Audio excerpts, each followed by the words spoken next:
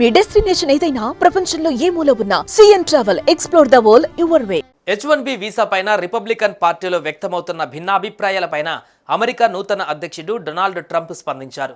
ప్రపంచ కుబేరుడు టెస్లా అధినేత ఎలన్ మస్క్, భారతీయ అమెరికన్ వ్యాపారవేత్త వివేక్ రామస్వామి చట్టబద్ధమైన వలసలకు మద్దతు ఇస్తుంటే ఇతర నేతలు మాత్రం అమెరికా ఫస్ట్ విధానానికి కట్టుబడి ఉన్నారు.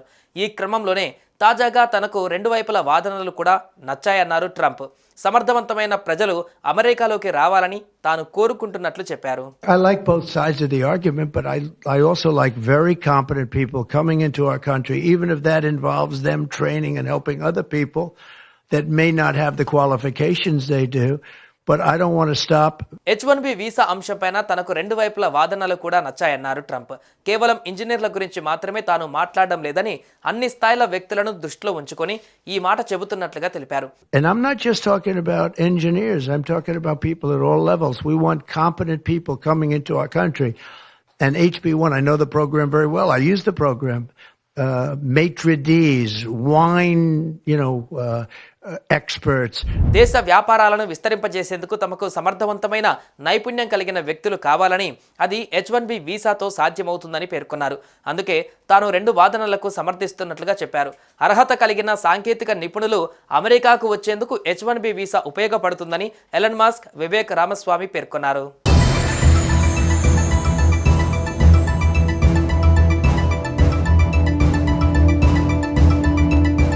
ట్రైనింగ్, హెల్పింగ్ వంటి పాత్రలు పోషించే వారినైనా ప్రాపర్ డాక్యుమెంట్స్తో ఆహ్వానిస్తామని ట్రంప్ ఈ సందర్భంగా స్పష్టం చేశారు.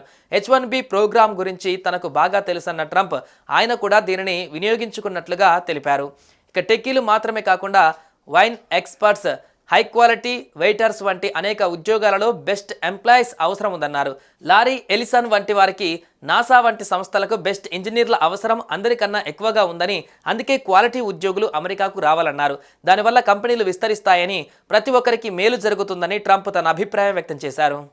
Even waiters, high quality waiters, you got to get the best people. Now then you go into people like Larry, and he needs engineers, and Masa needs, and this gentleman needs engineers like nobody's ever needed engineers, right? So we have to have the quality people coming in. Now, by doing that, we're expanding businesses, and that takes care of everybody.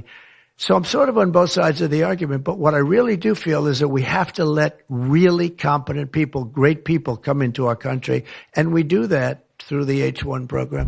America అధ్యక్షుడిగా Trump రెండవసారి బాధ్యతలు చేపట్టిన తర్వాత విదేశీ వ్యవహారాలలో భారత్కు అత్యంత ప్రాధాన్యం లభిస్తుంది.